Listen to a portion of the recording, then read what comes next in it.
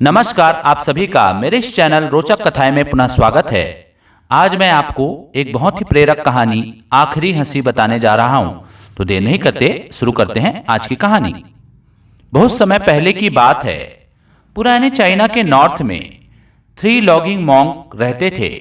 उनका नाम किसी को नहीं पता है, क्योंकि उन्होंने कभी अपने बारे में कुछ बताया ही नहीं। उन्होंने कभी किसी बात का जवाब नहीं दिया। चीन में बस उन्हें 3 हंसते हुए भिक्षुओं के नाम से जाना जाता था। वे तीनों सिर्फ एक ही काम करते। एक गांव में प्रवेश करते, बाजार के बीचों बीच खड़े होते और हंसना चालू कर देते। वे अपने पूरे अस्तित्व के साथ हंसते। अचानक लोगों का ध्यान उनकी तरफ खींचा चला आता और धीरे धीरे उनके चारों तरफ एक बड़ी भीड़ इकट्ठी हो जाती। वे इतना एकाग्रता, तल्लीनता व संपूर्णता के साथ हंसते कि उनकी हंसी देखकर सारा गांव हंसने लग जाता। जब वो पूरा गांव हंसी के समंदर में डूब जाता तो वे दूसरे गांव चले जाते। वे न तो कुछ बोलते थे, न ही कुछ उपदेश देते और न ही कोई शिक्षा। वे जहां भी जाते अपनी हंसी से ऐसा माहौल बना देते कि लोग अपने सारे दुख दर्द भूलकर बस हंसने लग जाते। धीरे धीरे चाइना के लोग उन्हें बहुत प्यार करने लगे और वह पूरे चाइना में फेमस होते गए। 3 लॉगिंग मॉन्क के नाम से चाइना के लोगों ने बहुत प्यार करते, उनका सम्मान करते। इससे पहले और उनके बाद भी कभी किसी ने इस तरह से प्रचार नहीं किया कि जीवन केवल एक हंसी होना चाहिए और कुछ नहीं। वे विशेष रूप से किसी पर भी हंसते थे। वे बस हंसते थे, जैसा कि उन्होंने ब्रह्मांडी मजाक को समझ लिया हो, जैसा कि उन्होंने ईश्वर की मजाक को समझ लिया हो। और उन्होंने एक शब्द का उपयोग किए बिना पूरे चाइना में इतना आनंद फैलाया जितना आज से पहले किसी ने न फैलाया था। लोग उनका नाम पूछते, लेकिन वे बस हंसते, तो यह उनका नाम बन गया। 3 हंसते हुए भिक्षु, 3 लॉगिंग मॉन्क, पूरे चाइना में घूम घूम कर लोगों को हंसाते हुए समय के साथ वे तीनों बूढ़े हो गए।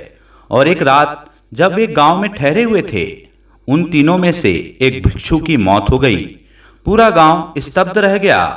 पूरा गांव बहुत ज्यादा उम्मीद कर रहा था, क्योंकि उन्हें लगता था कि जब उनमें से एक की मृत्यु हो गई होगी तो बाकी के 2 जरूर रोएंगे। यह देखने लायक होगा, क्योंकि किसी ने भी कभी इन लोगों को रोते हुए नहीं देखा था। जब सुबह हुई तो पूरा गांव इकट्ठा हुआ, लेकिन दोनों भिक्षु तीसरे की लाश के पास खड़े होकर जोर जोर से हंस रहे थे। ऐसी हंसी जैसी उन्होंने आज से पहले कभी ना हंसी हो।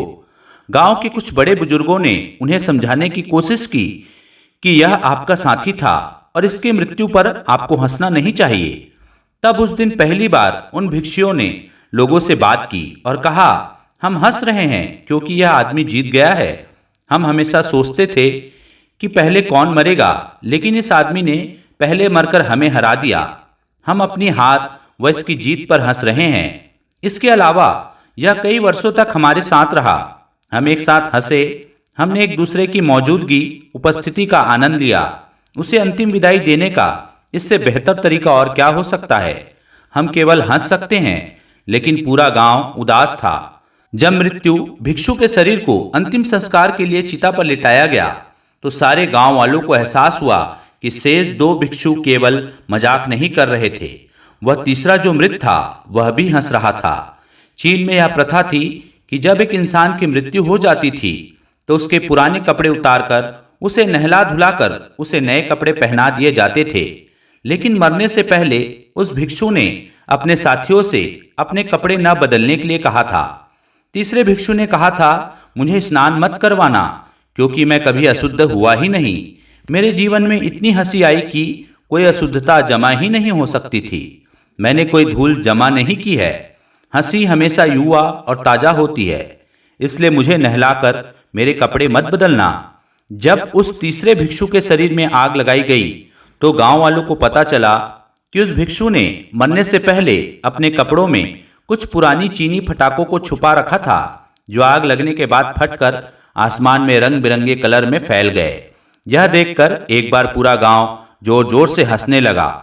तो इस तरह से वह तीसरा भिक्षु मरने के बाद भी सारे गांव वालों को हंसा गया और यह देखकर बाकी दोनों भिक्षु ने कहा, चालाक आदमी, तुम मर चुके हो, लेकिन तुमने हमें एक बार फिर हरा दिया।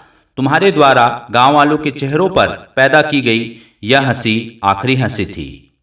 तो यह थी आज की कहानी। आशा करता हूं आपको आज की कहानी पसंद आई होगी।